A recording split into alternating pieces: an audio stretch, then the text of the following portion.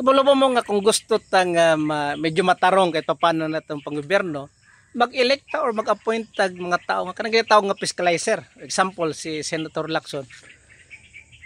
Mo critic siya, no? Kung tan-aw niya na ay mali, no?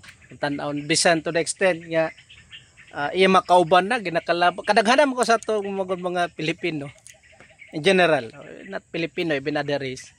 Pagkaramitan natin makita nga mali, pero tungod kay kauban nato, tungod kay kasama rata, ay aton lang pagbigyan.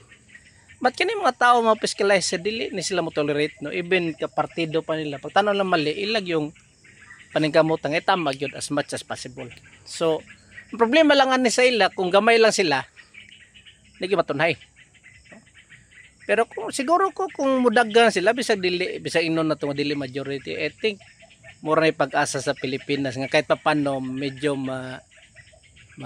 matunhay o ma-less ng korupsyon ginatawag, hopefully.